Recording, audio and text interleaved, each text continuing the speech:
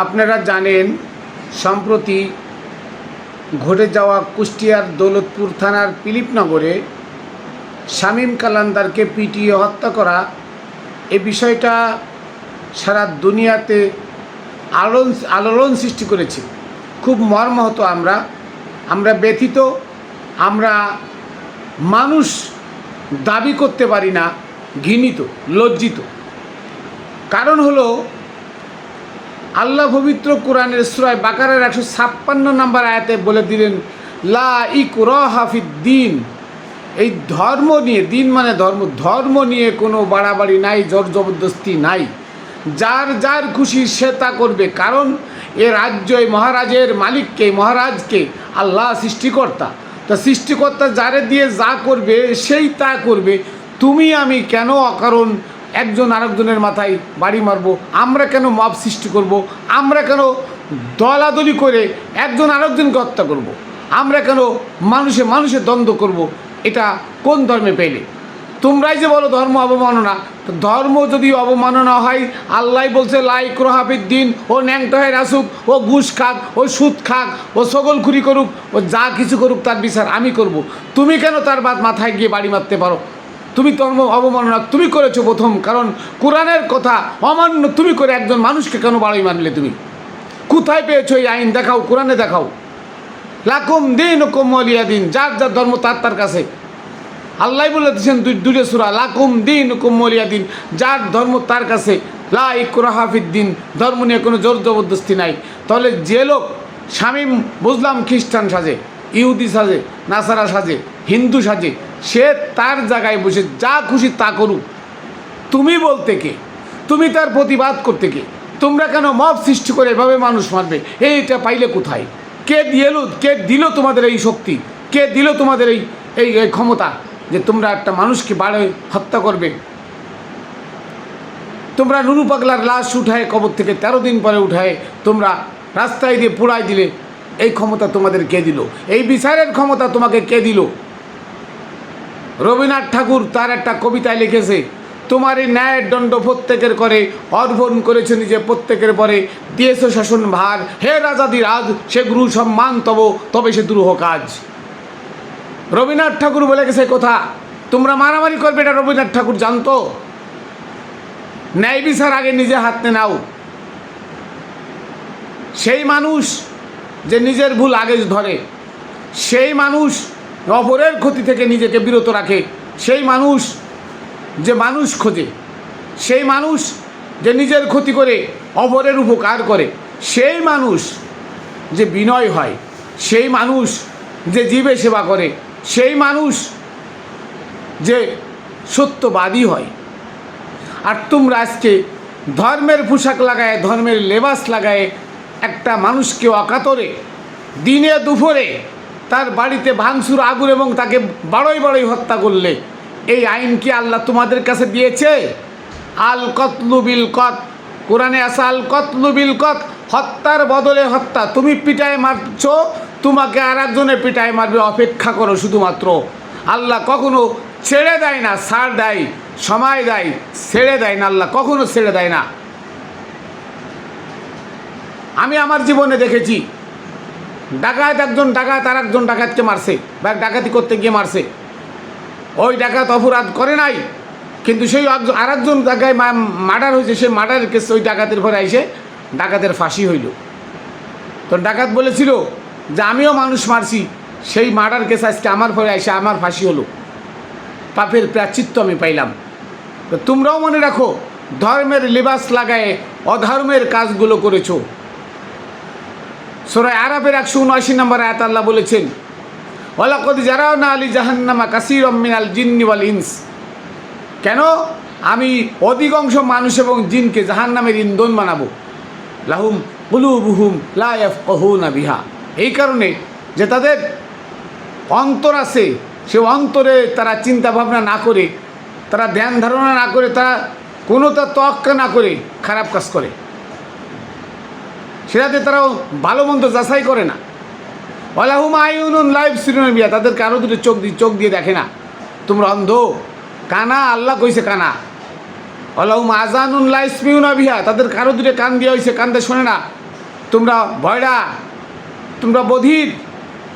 তারপরে বলছে উলাইকা কাল আনআম বাল হুম আদাল, তারা চতুর্পায় পশুর থেকে খারাপ। তাহলে বোঝা গেল ধর্মের অবমাননার কথা বলে শামীম কালান্দারকে দিনে দুপুরে যারা পিটায়ে হত্যা করেছে, কুপায়ে হত্যা করেছে, তারা শিয়াল, কুকুর, শুয়ার, বিড়াল, হিংস্র জানোয়ার পশুর থেকে অধম। আমি বলি নাই, আল্লাহ বলেছে। যাও কোরআনে আল্লাহর সাথে যা যুদ্ধ করো। ধর্মের পোশাক লাগালে, চাকচিক্যময় হলে সে কখনো মানুষ হয় না। মানুষ হতে হলে সোনার মানুষের কাছে যেতে হয়। সোনার মানুষের সঙ্গে স্পর্শ পেলে মানুষ, খারাপ মানুষ সোনা হয়ে যায়। ভালো মানুষের কাজ হলো খারাপ মানুষকে সঙ্গ দেওয়া, খারাপ মানুষকে আদর্শ দিয়ে গড়ে তোলা।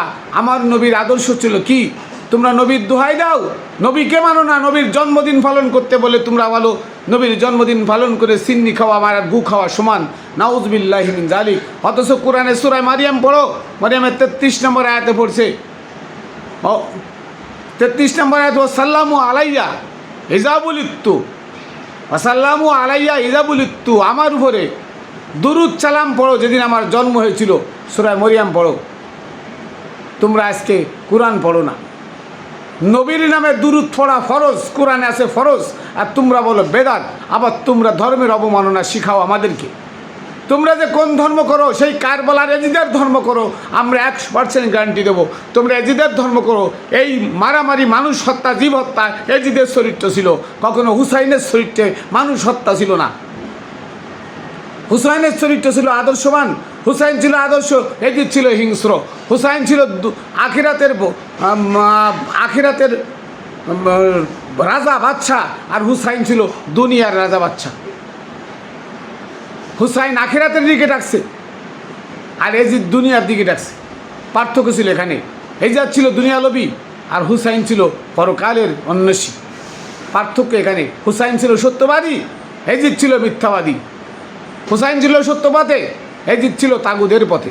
আজকে সেই এজিদের দালালেরা ধর্ম অবমাননার কথা বলে, মানুষকে উস্কানি দিয়ে মিথ্যা কথা বলে আজকে শামীম কালান্দারের মতো লোক পিটায় হত্যা করেছে। অথচ যারাই হত্যা করেছে এরা বেশিরভাগই কুত্তো, শিয়াল, বিড়ালের চেয়েও অধম। আমি বলি নাই, কোরআন বলেছি। কোরআন বলেছে, তোমরা কোরআনের সাথে যাই বোঝো। সূরা আরাফের 179 নম্বর আয়াত, এটা পড়ে দেখো। আল্লাহ বলেছে তোমরা মানে শিয়াল, কুত্তার চেয়েও অধম। পশু, শিয়াল কি পশু না? পশুর থেকেও অধম। কেন?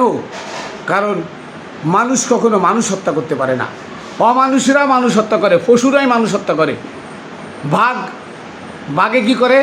মানুষ ফেলে খায়। কেন? ও পশু, তাই মানুষ খায়। কিন্তু মানুষ তো আল্লাহর সৃষ্টির শ্রেষ্ঠ জীব, তাই বাঘে কেন মানুষ খায়? কারণ পশু, ওর ভিতরে হিতাহিত জ্ঞান নাই। তা ঠিকই মানুষ মারে, যার ভিতরে পশুর চরিত্র আছে সেই ছাড়া মানুষ কখনো মারতে পারে না। মানুষ কখনো মানুষ মারতে পারে না। তাহলে আজকে যারা মাফ করেছে সব অমানুষ। আজকে যারা মাফ করেছে এর একটাও মুসলমান নাই, সব এজিদের বংশধর, আবু জাহেলের বংশধর, আবু সুফিয়ানের বংশধর, উমাইয়া আব্বাসীদের দালাল, পশ্চিমাদের দালাল। মানুষ কখনো মানুষকে হত্যা করতে পারে না। মানুষ কখনো একটা পশু হত্যা করে না। আমার গুরুকে দেখেছে একটা পিঁপড়া পর্যন্ত মারে না। মানুষ হতে হবে, মানুষ হও। মানুষ হতে হলে সোনার মানুষের কাছে যাও। সোনার মানুষ যেখানে আছে সেখানে যাও, তুমি মানুষ হতে পারবে। সেখানে যাও, সেখান থেকে শিখে আসো। আল্লাহ বলছে অকুনু মাস সাদিকিন, তোমরা সত্যবাদীদের সাথে হয়ে যাও। আল্লাহু মাস সাদিকিন, আল্লাহ সত্যবাদীদের সাথে আছেন। অকুনু মাস সাবিরিন, তোমরা ধৈর্যশীলের সাথে হও। আল্লাহু মাস সাবিরিন, আল্লাহ ধৈর্যশীলদের সাথে আছেন। আর আজকে তোমরা মিথ্যাবাদীদের সাথে কাজীবিনদের সাথে মিলে আজকে ধর্মের অবমাননার কথা বলে মানুষ পিটায় হত্যা করো। যেই হোক, কালান্দার শামীম নয়, কালাসুরা হোক, তাকেও পিটায় হত্যা করার অধিকার তোমার নাই। আল্লাহ বলেছে লা ইকরাহা ফিদ্দিন, ধর্ম নিয়ে কোনো জবরদস্তি নাই। যে যা দর করে, যার যার ধর্ম সেই করে। তুমি বলা অকারণ, লালনের একটা গান আছে, যার যার ধর্ম সেই করে। তুমি বলো কেন অকারণ? তোমার বলা অকারণ? ন্যায় বিচারের ভার আল্লাহ প্রতিটা মানুষের হাতে দিয়ে দিছে। সে যদি প্রত্যেকটা মানুষ যদি ন্যায় বিচার করত, তাহলে এ দুনিয়ায় আর কোনো আইন আদালত লাগতো না। তো যাই হোক, আমি প্রশাসনের প্রতি দৃষ্টি আকর্ষণ করে বলবো, যারা এই হলো জঘন্যতম কাজ করেছে, অনতি বিলম্বে তাদেরকে ধরে আইনের আওতায় এনে উপযুক্ত সাজা দেওয়া হোক। অন্যথায় আমরা সুফিরা একযোগে আন্দোলনে নামবো, সে আন্দোলন আর থামাতে পারবেন না। আর আমরা মরতে জানি, মারতে জানি, আমরা মাঠে নামলে আর উঠবো না সরকারের পতন ছাড়া। ভালো করে শুনে রাখেন, সরকারের পতন ছাড়া আমরা সুফিরা মাঠে নামলে আর উঠবো না। আমরা 7.5 কোটি সুফি, 5 কোটি সুফি আসবে আমাদের ডাকে ঢাকা শহরে। 5 কোটি সুফিরা যদি ঢাকা শহরে সব কাফনের কাপড় ফুটে আসবে, সেদিন কিন্তু কিয়ামত হয়ে যাবে ঢাকা শহরে। আমরাই বলে দিলাম। সকলে একযোগে এক হয়ে সাড়া দেন, এই ওহাবিবাদের বিরুদ্ধে আমরা রুখে দাঁড়াবো ইনশাআল্লাহ। এই ওহাবিবাদ এভাবে ব্যাঙ্গের ছাতার মতো আর ছড়াতে দেব না। এখনই সময় প্রতিহত করার। আসুন আমরা সবাই কাঁধে কাঁধ মিলে ওহাবিবাদকে প্রতিহত করি।